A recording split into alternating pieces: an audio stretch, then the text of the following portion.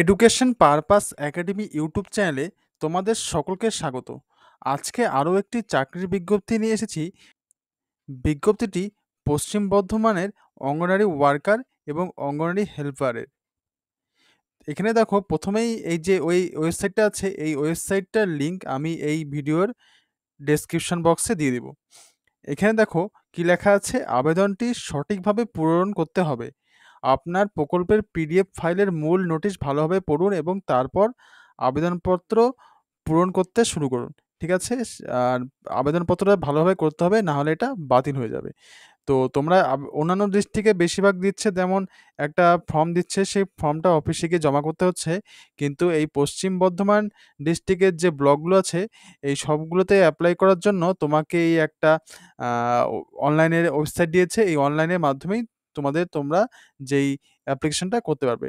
এটা খুব সুবিধা হয়েছে তোমাদের। তোমাদের এটা ভালো করে পড়তে বলেছে যে আবেদনকারীদের আবেদন করার আগে প্রকল্পের নাম এবং শূন্যপদ বিভাগ পরীক্ষা করার জন্য অনুরোধ করা হচ্ছে। আপনি ফর্মটা সংরক্ষণ করার পরে বা চূড়ান্ত জমা দেওয়ার পরে প্রকল্পের নাম শূন্যপদ পরিবর্তন করতে পারবেন না। আগে থেকে সবকিছু ভালো করে জেনে নিতে হবে। ঠিক আছে? আর আবেদন চলবে কত তারিখ থেকে কত তারিখ পর্যন্ত? ২১/৮ থেকে শুরু হয়েছে সকাল ১১টা থেকে, আর শেষ হবে 18/৯/২০২৪ ১২টা পর্যন্ত চলবে। ঠিক আছে? এটা পড়ে নিলে তারপরে এই ওয়েবসাইটের লিঙ্ক আমি এই ভিডিওর ডেসক্রিপশন বক্সে দিয়ে দেবো। এখানে দেখো একটা এই লেখা আছে apply anganwadi worker, anganwadi helper, direct vacancy. এখানে দিয়ে তোমরা তোমাদের অ্যাপ্লাইটা করতে পারবে। এখানে একটা হেল্পলাইন নম্বর দিয়ে দিয়েছে। এই হেল্পলাইন নম্বরে যদি তোমাদের কোনো পেমেন্ট সংক্রান্ত বা কোনো রকম অসুবিধা হয়, যে টাকা কেটে নিয়েছে কিন্তু পেমেন্ট সাকসেসফুল দেখাচ্ছে না, বিভিন্ন কারণে এখানে এই হেল্প নম্বরে তোমরা ফোন করতে পারো। ঠিক আছে? এখানে কি স্টেপ আছে? প্রথমে হচ্ছে হলো ফর্মটা ফিল আপ করার জন্য রেজিস্টার মোবাইল নম্বর দিয়ে রেজিস্টার করতে হবে। তারপরে ফর্ম ফিল আপটা করতে হবে। ফর্ম ফিল আপ করার পরে এখানে কি আছে, অ্যাপ্লিকেশন ফর্মটা তোমাদের অ্যাপ্লিকেশন ফর্মটা প্রিভিউ করে দেখে নিলে, তারপরে হচ্ছিল তোমাদের অ্যাপ্লিকেশন নর্মটা পেয়ে যাবে। নর্মটা তারপর তোমাদের হচ্ছিল পোস্ট সিলেক্ট করতে হবে। তুমি অঙ্গনি হেল্পারে না ওয়ার্কারে অ্যাপ্লাই করছো সেটা সিলেক্ট করতে হবে।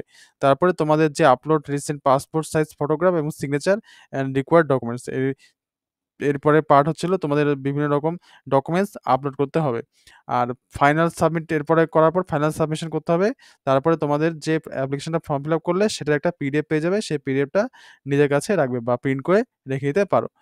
এখানে দেখবে নিচে লেখা আছে, দেখো তোমাদের অনেকেই ফর্ম ফিল আপ করার সময় জিনিসটা ভুল করো, যে তোমাদের ফটোগুলো ঠিক করে এডিট করতে পারো না। এই দেখো বাঁকা ছোট করে দেয়, কেউ বাঁকা করে দেয়। এই জিনিসটা তোমরা লক্ষ্য রাখবে।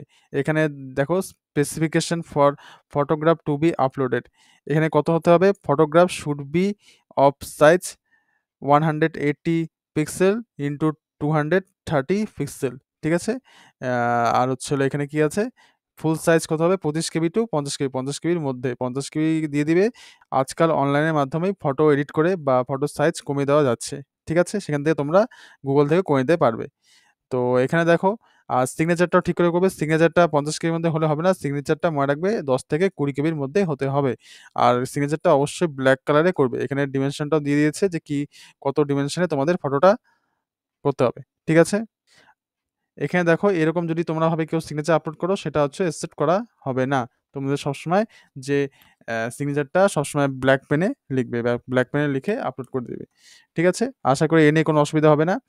তো তোমাদের সেটা ফটো আর হচ্ছে হলো যে সিগনেচার অবশ্যই দিতে হবে। তার সঙ্গে কি দিতে হবে? এখানে নিচে লেখা আছে এজ প্রুফ দিতে হবে। এজ প্রুফের জন্য তোমরা দিতে পারো মাধ্যমিকের একটা অ্যাডমিট কার্ড, তারপরে তোমাদের রেসিডেন্সিয়াল সার্টিফিকেট লাগবে, তারপরে সার্টিফিকেট অফ হায়ার সেকেন্ডারি লাগবে, আর ভোটার কার্ডের লাগবে, তারপর হচ্ছে কাস্ট সার্টিফিকেট লাগবে, তারপরে যদি হ্যান্ডিক্যাপ হয়ে থাকে হ্যান্ডিক্যাপের সার্টিফিকেট লাগবে, তারপরে ইডব্লিউএস সার্টিফিকেট থাকলে ইডব্লিউএস সার্টিফিকেট দিতে পারো। ঠিক আছে? File should be in PDF file format. তোমরা সবগুলি ফাইল পিডিএফ করে রাখবে। আর পিডিএফটা অবশ্যই ৩০০ কেবির মধ্যে হতে হবে। ঠিক আছে? List of the residential certificate issuing authority. Residential certificate কার কাছ থেকে নিতে হবে? এমপি বা সভাপতি বা এমএলএ, কাউন্সিলর, কমিশনার, সভাপতি বা পঞ্চায়েত সমিতি। ঠিক আছে? এখানে বিভিন্ন রকম দেখো ডিস্ট্রিক্ট ম্যাজিস্ট্রেট এখানে আছে। তোমরা তোমাদের অঞ্চল থেকে নিতে পারবে। অঞ্চলের যে সভাপতি আছে সেখান থেকে তোমরা নিতে পারবে। ঠিক আছে? বা যদি সেরকম ব্লক ডেভেলপ বা বিডিও অফিস থেকেও তোমরা এটা পেয়ে যাবে। ঠিক আছে? এখানে দেখো বিভিন্ন ব্লকের ভ্যাকেন্সি দেওয়া আছে। নোটিশটাও পেয়ে যাবে এখানে সম্পূর্ণ ইংরেজিতে আর বাংলাতেও পেয়ে যাবে। এখানে দেখো সবগুলো লেখা আছে অঙ্গনওয়াড়ি ওয়ার্কার, অঙ্গনওয়াড়ি হেল্পার। ২ টো নোটিশ আলাদাভাবে দিয়েছে একই ব্লকের। যেমন এটা বের করছি আমি কি আসানসোলের অঙ্গনওয়াড়ি ওয়ার্কার। তো আমি বাংলাটাই করলাম। করার পরে এখানে দেখো কি পাবে? এখানে সবকিছু দেওয়া আছে। কোন কাস্ট, কোন কাস্টের কতগুলো সিট আছে সেটাও দিয়ে দিয়েছে। আবেদনকারীর বয়স কত হবে? সবগুলোরই শর্তাবলী একই আছে। কোনো আলাদা নেই। বিজ্ঞপ্তি প্রকাশের তারিখ ২১/৮/২০২৪। অবশ্যই তোমাদের ১৮ থেকে ৩৫ বছরের মধ্যে হতে হবে। আর যদি ST, SC, OBC, OBC, B, EWS, PW থাকে তাহলে অবশ্যই তোমরা কিছু বয়সের ছাড় পাবে। যেরকম নিয়ম থাকে। ঠিক আছে? আর ন্যূনতম শিক্ষাগত যোগ্যতা কত থাকতে হবে? অঙ্গনওয়াড়ি কর্মী পদের ক্ষেত্রে প্রার্থীকে যেকোনো স্বীকৃতি বোর্ড বা কাউন্সিল থেকেই তোমাদের 12 পাস বা সমতুল্য পরীক্ষা থেকে পাস হতে হবে। ঠিক আছে? আর এটা এসসি, এসটি, ওবিসি সবগুলো আদার্স কাস্টের ক্ষেত্রে একইভাবে প্রযোজ্য। তোমরা যে যদি এসসি হয়ে থাকো যে তোমরা মাধ্যমিক পাস দিয়ে এপ্লাই করবে এটা কিন্তু হবে না। ঠিক আছে?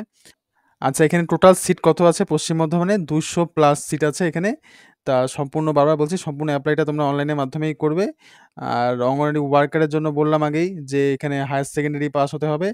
আর আইসিডিএস হেল্পার যারা, হেল্পারের জন্যও আইসিডিএস হেল্পারের জন্যও তোমাদেরকে হায়ার সেকেন্ডারি পাস হতে হবে। ঠিক আছে? এখানে অবশ্যই তোমাদের ফিমেল ক্যান্ডিডেট হতে হবে। কোনো মেল ক্যান্ডিডেট এপ্লাই করতে পারবে না। তোমাদের এই নির্দিষ্ট ব্লকেরই স্থায়ী বাসিন্দা হতে হবে।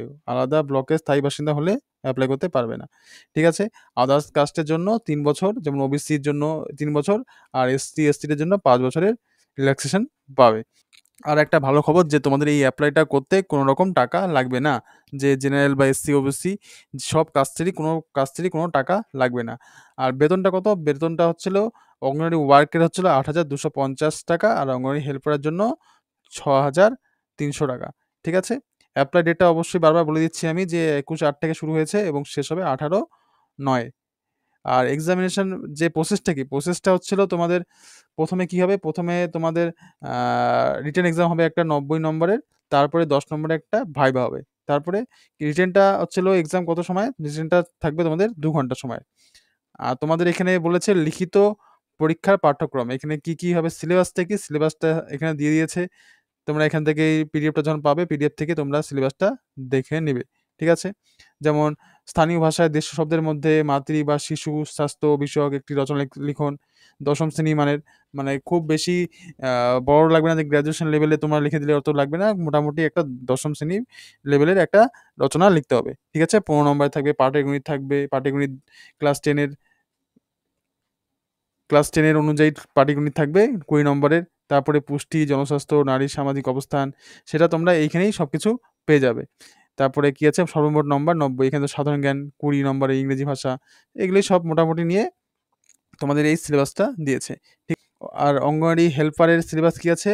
অঙ্গনওয়াড়ি কেন্দ্রে পরিষেবা ও জনের সচেতনতামূলক রচনা লেখা। ঠিক আছে? ১৫০ শব্দের মধ্যে ৮ম শ্রেণী মানের থাকতে হবে এটা। আর এটা থাকবে ১৫ নম্বরে। তারপরে পাটিগণিত থাকবে ৮ম শ্রেণী মানের।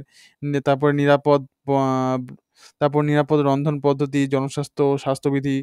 তারপরে হচ্ছে ইংরেজি থাকবে ২০ নম্বরের, সাধারণ জ্ঞান থাকবে ২০ নম্বরের। ঠিক আছে? তোমরা সেই পিডিএফটাও ডাউনলোড করবে। যেমন নির্দিষ্ট ব্লক অনুযায়ী তোমরা সেখানে সব পেয়ে যাবে। আমি দেখাচ্ছি তোমাদের দেখো এখানে সব ব্লক অনুযায়ী সব দেওয়া আছে। ঠিক আছে?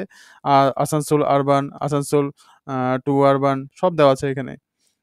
এখানে দেখো সব দেওয়া আছে। দুর্গাপুর সব তোমরা তোমাদের ব্লক অনুযায়ী দেখবে সেই পিডিএফটা ডাউনলোড করে দেখবে যে কি ক্রাইটেরিয়া আছে। ক্রাইটেরিয়া সবগুলোরই সেম। কোনো আলাদা কোনো ক্রাইটেরিয়া নেই। আমি একটাই পিডিএফ দেখে তোমাদের তার জন্য বলে দিলাম। ঠিক আছে? আশা করি তোমাদের এই ভিডিও নিয়ে কোনো সমস্যা নেই। তোমাদের যদি এপ্লাই করতে সমস্যা হয় তো অবশ্যই ভিডিওর কমেন্ট বক্সে জানাবে। তো আমি তোমাদের এপ্লাইয়ের একটা ভিডিও বানিয়ে দিব। আর ভিডিওটি তোমাদের ভালো লাগলে অবশ্যই ভিডিওটিকে লাইক করবে এবং চ্যানেলটিকে সাবস্ক্রাইব করে রাখবে।